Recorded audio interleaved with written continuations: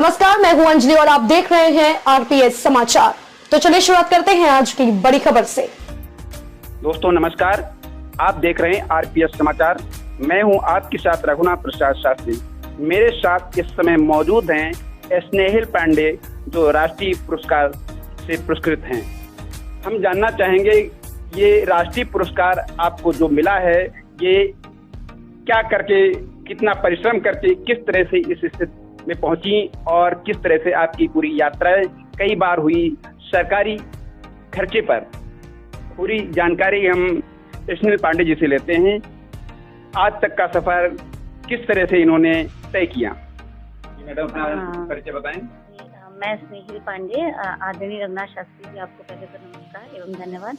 मैं स्नेहिल पांडे उन्नाव जनपद के सोहरामऊ प्राथमिक विद्यालय में इस समय हूँ शिक्षिका के तौर पर। अब वो कंपोजिट विद्यालय सोहरामऊ के नाम से जाना जाता है, क्योंकि जिन विद्यालयों में प्राथमिक और जूनियर एक साथ था उन्हें कंपोजिट किया गया अभी 2-3 वर्ष पहले। तो मेरा सफर 2015 से उन्नाव में शुरू हुआ। मैं सोहरामऊ में पदस्थ हूँ और वहाँ पर जब समाजवादी पार्टी की सरकार थी तो उस समय इंग्लिश मीडियम स्कूल हर जनपद में 2 बनाए गए थे।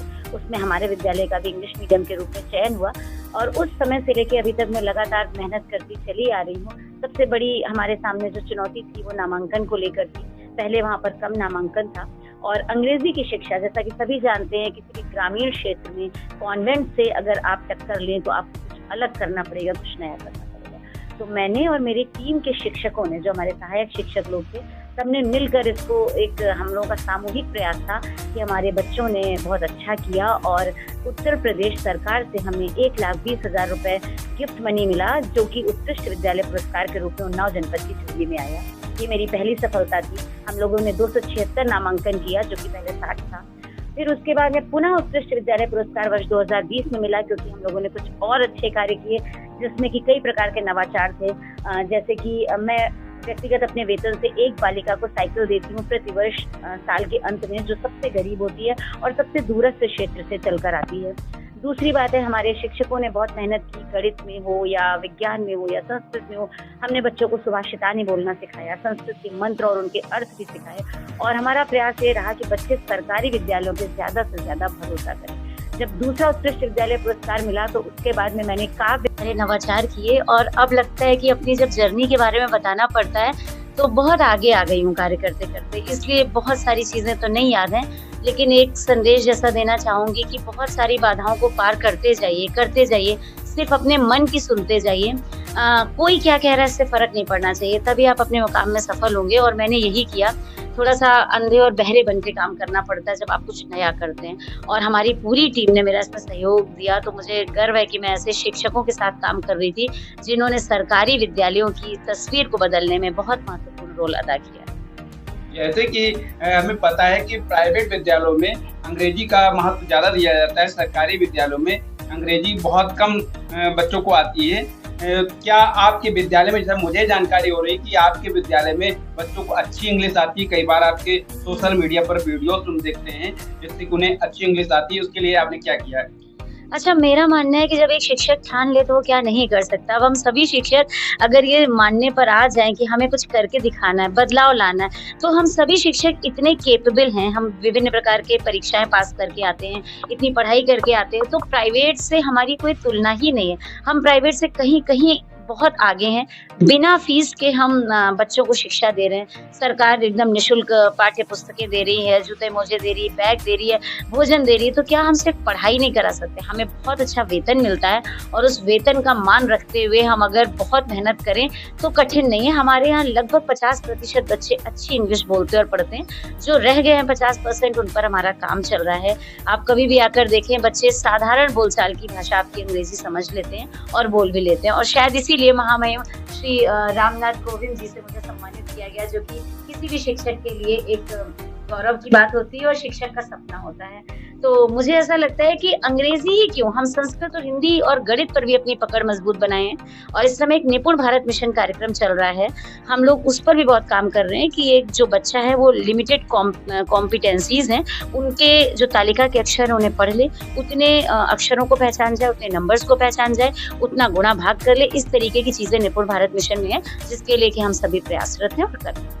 जैसे सोशल मीडिया पर ये आप काफी एक्टिव हैं, तो सोशल मीडिया के माध्यम से बच्चों को किस तरह से लाभ देती हैं? सोशल मीडिया का इन्फ्लुएंस तब बढ़ा जब कोविड ने हम लोगों के यहाँ पैर पसारे, और सभी को पता है कि जो टीचर्स जिनका अकाउंट नहीं था, जिनकी मेल आईडी नहीं थी, उन्होंने भी सोशल मीडिया पर अपना अकाउंट बनाया, because at that time it was the need of the time. तो हमें ये करना पड़ा। और सोशल मीडिया में जब बच्चों के वीडियोस आप डालते हैं तो सबसे खास बात यह है कि उनके रिश्तेदार, दूर बैठे लोग जो आजकल सभी व्हाट्सएप चलाते हैं, सभी उसमें एक्टिव हैं, तो वो देखते हैं, वो बहुत ही प्रसन्नता व्यक्त करते हैं।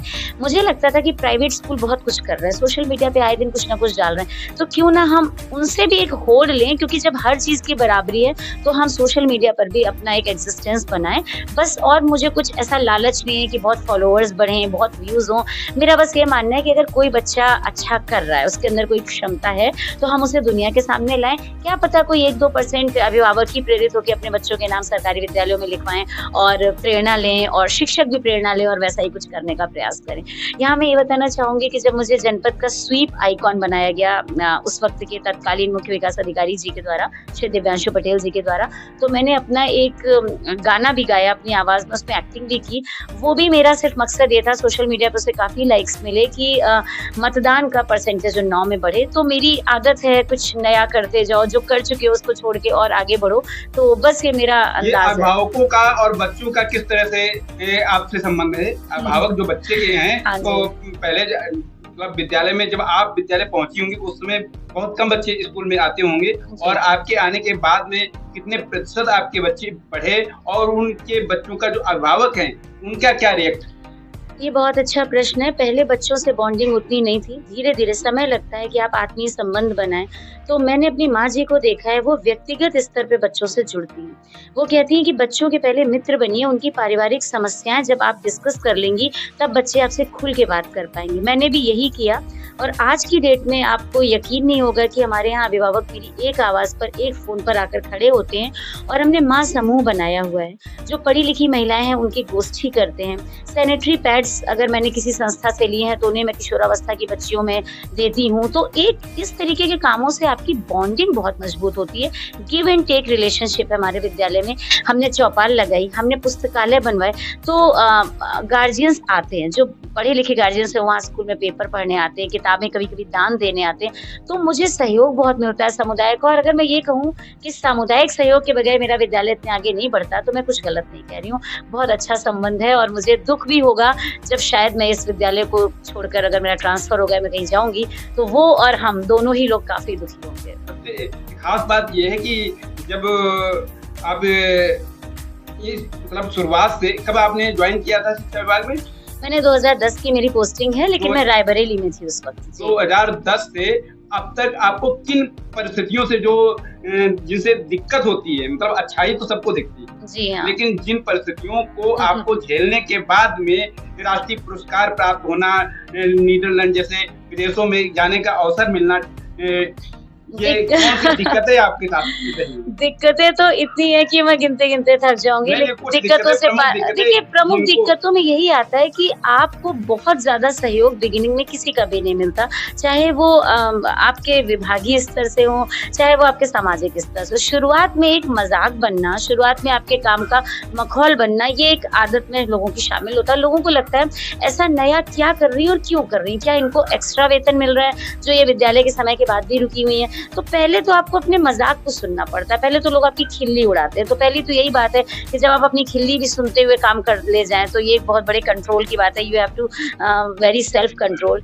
एंड सेकंड थिंग है कि आपको अपने कंफर्ट जोन से बाहर आना पड़ता है। Nobody wants to come out from his और हर कंफर्ट जोन। हम सब अपने अपने एक दायरे में सीमित रहते हैं। जब आप कुछ अतिरिक्त करेंगे तो आपको अपना घर परिवार को थोड़ा सा कष्ट भी देना पड़ता है, थोड़ा एक्स्ट्रा मेहनत करनी पड़ती है, थोड़े पैसे भी लगाने पड़ते हैं। बस यहीं से दिक्कतें शुरू होती है, क्योंकि हर व्यक्ति अपने बारे में सोचता है, दूसरे के बारे में नहीं।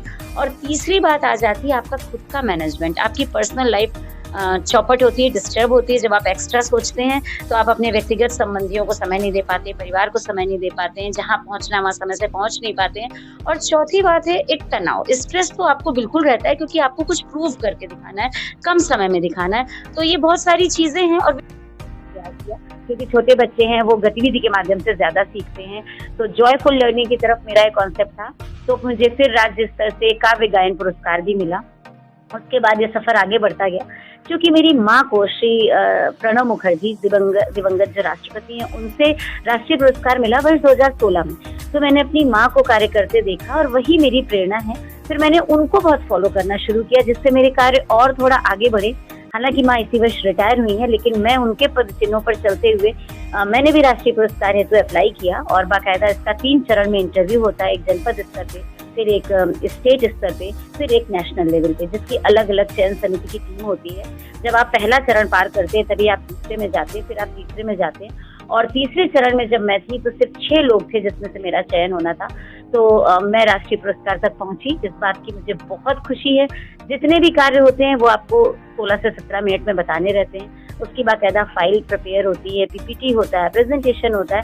उसकी गाइडलाइन मैंने शिक्षा मंत्रालय में अपनी आवाज के माध्यम से वॉइस ओवर के फॉर्म में मेरा उसमें वीडियो पड़ा है, जिसमें आप लोग जाके देख सकते हैं कि इसकी तैयारी कैसी करनी है शिक्षा, अगर आप राष्ट्रीय पुरस्कार के लिए अप्लाई कर रहे हैं। तो ये तो राष्ट्रीय पुरस्कार का सफर था। हम लोग संभवतः, मैं कंफर्म तो नहीं हूँ, लेकिन भारत की पहली ऐसी फैमिली है जिसमें माँ और पुत्री दोनों को राष्ट्रीय शिक्षक पुरस्कार एक ही विभाग में मिला और एक ही जनपद में मिला। उसके बाद में आप हमें देख रहे हैं कि मुझे नेदरलैंड्स के लिए चयनित किया गया। ये मेरे लिए बहुत अनबिलीवेबल था। उसके पहले मिशन शक्ति में और ये कायाकल्प करके एक पोस्टर आया था उत्तर प्रदेश सरकार का, जो कि सूचना एवं जनसंपर्क विभाग द्वारा जारी हुआ, जिसमें कि मेरा चेहरा उसमें चयनित है। तो मिशन शक्ति की पोस्टर वुमेन के रूप में उत्तर प्रदेश में, और कायाकल्प का चेहरा मैं और मेरे स्टूडेंट्स बच्चे भी हैं। तो ये सब ऐसी सीढ़ी है जो चलती चली गई। शॉर्ट में बताऊं, अधिकारी या कोई भी जो इंस्पेक्शन भी करने आते हैं, तो वो आपकी बहुत अच्छी चीजों को हो सकता है एक बार ना देखें, वो सिर्फ उतना ही देखेंगे जितना उनके पैरामीटर्स उनको देखने के लिए दिए गए। तो ये कभी कभी क्षुब्ध भी करता है कि जो शिक्षक अच्छा काम कर रहे हैं, उनके अच्छे काम पे ध्यान ना देकर वो उसी ट्रेडिशनल प्रणाली पे चलते हैं। हालांकि अब ऐसा बहुत कम हो रहा है, लेकिन जब मैं पोस्टेड थी तब ऐसा बहुत होता था। तो ये मन खिन्न कर देता था कि मैं कुछ नया कर रही हूँ, तो उसे देखने के बजाय वो उस पर फोकस करते थे जो चीजें बहुत ही ओल्ड हैं, जैसे बिल्डिंग कैसी है या अन्य चीजें, खाना कैसा बन रहा है, बजाय इसके कि शिक्षा कैसी दी जा रही है। जी हाँ, इस प्रकार की कुछ समस्या है। आखिरी जानना चाहेंगे कि आपको जो अन्य सरकारी स्कूल के विद्यालय हैं और जो बच्चे हैं, उनको आरपीएस समाचार के माध्यम से क्या संदेश देना चाहिए? आरपीएस समाचार के जितने भी दर्शक हैं, उनसे तो पहले मैं कहूंगी कि ज्यादा से ज्यादा लोग इसे देखें, फॉलो करें, क्योंकि बहुत अच्छी सराहनीय खबरें लेकर आता है। और सबसे बड़ी बात कि आप उतनी दूर से चलकर हमारे पास आए, तो ये अपने आप में प्रूफ है कि आप सच को देखना और दिखाना पसंद करते हैं। मेरा संदेश यही है कि जैसे आरपीएस समाचार सच का साथ दे रहा है, आप लोग भी देखें, आप लोग भी परखें कि किस विद्यालय में किस स्तर की पढ़ाई हो रही है। अगर शिक्षक मेहनत कर रहे हैं तो बजाय प्राइवेट में फीस भरने के, बजाय प्राइवेट में स्ट्रेस लेने के, आप अपने बच्चों का ज्यादा से ज्यादा नामांकन सरकारी स्कूल में करवाएं। क्योंकि सरकारी स्कूलों में इस समय जो बच्चे कम लर्न कर पाते, स्लो लर्नर हैं, उनके लिए रिमीडियल टीचिंग चल रहा है, निपुण भारत मिशन चल रहा है, दीक्षा और प्रेरणा के माध्यम से पढ़ाई हो रही है। तथा शिक्षकों के लिए मेरा ये संदेश है कि आप किसी की ना सुने, आप बहुत अच्छा कर रहे हैं, अपना कॉन्फिडेंस मजबूत रखें, और गोल है कि समाज को मोटिवेट करना, वो करते रहें, घबराएं नहीं। आपका भी नाम होगा, आपके भी काम की पहचान पूरे जनपद में, पूरे देश में और विदेश में होगी, जैसे मेरी हुई है। तो मेरी सभी शिक्षक साथियों को शुभकामनाएं, अच्छे मन से काम करें। जो भी हमारे यहाँ गरीबों के बच्चे हैं, या गरीब तो नहीं बोलेंगे जो संसाधन विहीन है, उनके बच्चे, उनको बहुत प्यार दें, अपनत्व दें, क्योंकि वो हमारी तरफ बहुत उम्मीद की नजर से देखते हैं, और उन्हें भी अपने बच्चे की तरह पढ़ाएं और सब अच्छा हो। आखिरी बात भी आपसे पूछना चाहेंगे, मीडिया से आपको क्या कुछ सहयोग मिला या नहीं मिला? हाँ, जब मेरा राष्ट्रीय पुरस्कार हुआ उसके पहले तो मेरी छोट-मोट न्यूज निकलती थी, कभी कभार मैंने कुछ अच्छा काम किया तो मैंने भेजा। तो जैसे मैंने 10 समाचार पत्रों को भेजा तो उसमें से 1 या 2 में निकला, मुझे बराबर सहयोग मिला। लेकिन कह सकते हैं कि जब आपका एक प्रोफाइल मेंटेन हो जाता है तो फिर मीडिया ज्यादा सजगता से आपके समाचार निकालता है। तो इस समय मुझे मीडिया का लगातार सहयोग है, अच्छा लगता है। हमारे बीच के कुछ भाई हैं, कुछ दोस्त हैं जो मीडिया में हैं, तो मेरी न्यूज बहुत अच्छे से निकलती है। जो भी मैं उन्हें बताते हैं, वो लोग विजिट करते हैं विद्यालय में कि क्या हो रहा है, इंटरव्यूज भी होते हैं। और मैं अभी माननीय प्रधानमंत्री जी की परीक्षा पे चर्चा में भी मेरा जो है दूरदर्शन में, और बहुत सारे चैनल्स, नाम नहीं लेना चाहिए, लेकिन उसमें मेरा इंटरव्यू आया। तो मुझे मीडिया का पूर्ण सहयोग मिलता है, मुझे मीडिया से तो कोई शिकायत नहीं है। जी, थैंक यू सो मच। थी स्नेहिल पांडे जी, जो राष्ट्रीय पुरस्कार से पुरस्कृत हैं, शिक्षिका, जिन्होंने अभी तक बहुत से ऐसे कार्य शिक्षा विभाग में किए जिससे क्षेत्रीय सरकारी कर्मचारी अधिकारियों के अलावा राष्ट्रीय पुरस्कार भी प्राप्त किए और उन्हें छोटे से लेकर बड़े व्यक्तियों सभी से मिलने में बहुत ही वो सरल स्वभाव की महिला हैं, शिक्षिकाएं हैं, जिनसे आप सभी शिक्षकों को सीख लेनी चाहिए और बच्चों को भी इनके जैसे शिक्षकों का सम्मान करना चाहिए। इसी के साथ हम अपनी बात समाप्त करते हैं। आरपीएस समाचार पर लगातार बने रहें। संपादक रघुनाथ प्रसाद शास्त्री की रिपोर्ट। खबरों में अब तक लिए बस इतना ही। मिलते हैं फिर ऐसी ही बड़ी खबर के साथ। तब तक के लिए नमस्कार और देखते रहिए आरपीएस समाचार।